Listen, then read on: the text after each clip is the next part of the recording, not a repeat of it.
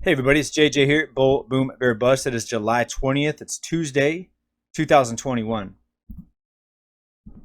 Fannie Mae is warning that home prices could rise for years. I definitely believe it, and if you've been watching this channel, you know it's definitely possible. And why is that? Well, fundamentals really don't mean anything when you have a fake money system that can be pumped out in endless amounts to prop up prices, to manipulate markets, to fund different programs, bailouts, etc., etc., etc. Now, real quick before we get into the housing news, stocks recovered most of the losses from yesterday. Some of you down in comments were saying this is the big one, this is the start of the sell-off. Not exactly. There can be really, really bad news, and the bad news that they were saying causing the stock sell-off didn't go away. There's still the chance of the sickness, 2.0 as some would call it, new lockdowns, etc. But see, in a market that's not real, bad news doesn't mean anything. We've seen it thousands and thousands of times that stocks can surge even on bad news. Why? Because it's manipulated. We've got the Fed there behind the scenes.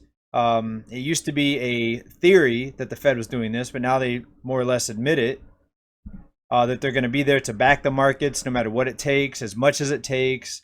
And the Fed officials have actually made those statements. So it's no longer a mystery. It's no longer we have to try to theorize or guess what they're doing. The cat's out of the bag, so to speak, and they're no longer even trying to hide it. Now, they could be doing a lot more even than what they're admitting. So yes, home prices can continue to rise. It doesn't matter if they're too expensive now. It doesn't matter that people have to take on more and more levels of debt to be able to buy a home. In most cases, there are some cash buyers. Most cash buyers, though, are institutional buyers, and we've talked about BlackRock here on this channel and other big institutional investors that like to come in and buy homes, in some cases buying up whole neighborhoods with all cash offers and outbidding the people that want to buy the homes to live in. Recent article, Fannie Mae, rising home prices could drive inflation increases for years. Now this says year. I think they meant to put the S on there.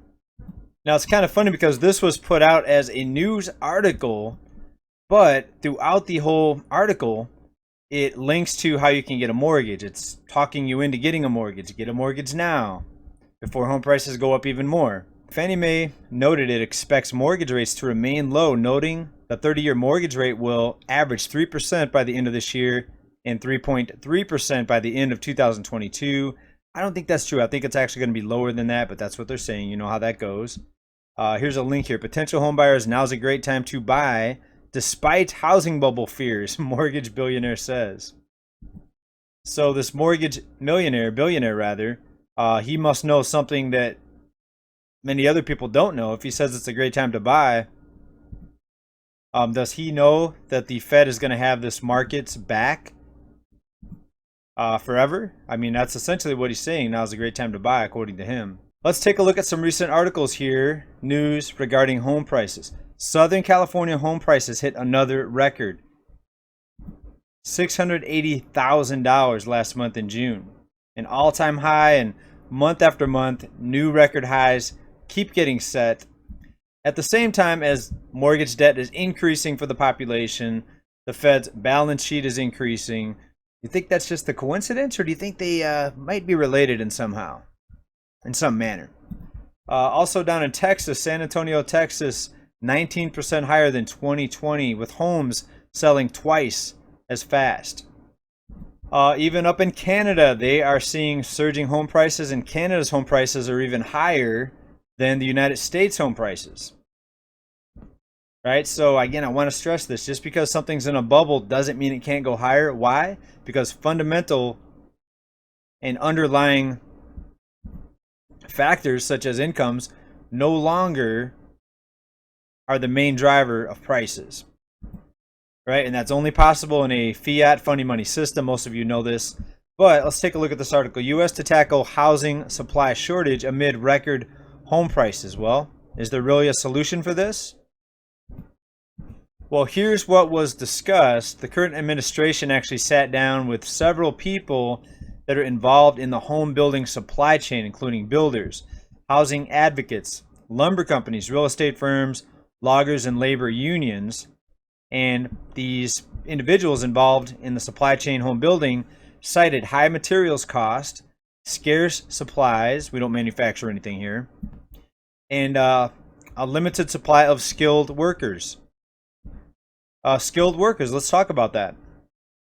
So here in the United States, we encourage people to take tens of thousands of dollars of debt out in order to get a degree, a piece of paper. Sometimes it's in art, sometimes it's in psychology. But the knowledge or the skill, as far as skilled labor, is declining. It's declining. So people are working to get a piece of paper instead of actually working to actually learn a hands-on real life trade or skill.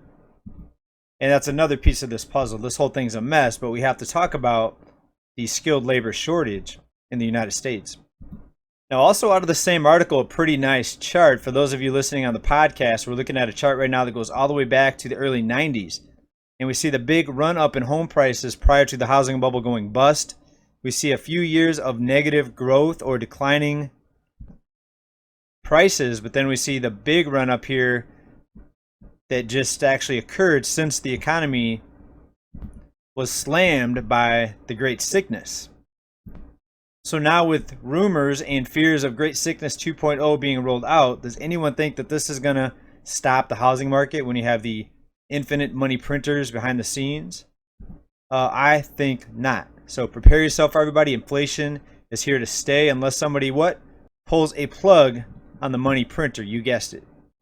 All right, Bulls and Bears, let's finish up with one last tidbit here, piece of news. Oil, $67.32, a bit of a gain. We did see it drop down. We saw it go up to $75 there briefly. But is that translating into lower gas prices? Let's take a look at GasBuddy.com, a 3-month chart. This is the nationwide average. Not so much. It got up to about $3.17. It dropped down, looks like maybe to $3.16. So a 1 cent per gallon drop when you look at the national average. Pretty crazy times, people. Keep preparing because higher prices look like they're here to stay. The housing market on fire. The money printers are looking like and sounding like they're going to drive this thing all the way into hyperinflation. You guys let me know. Thanks for watching, everybody. Stay well. Keep stacking. Bye.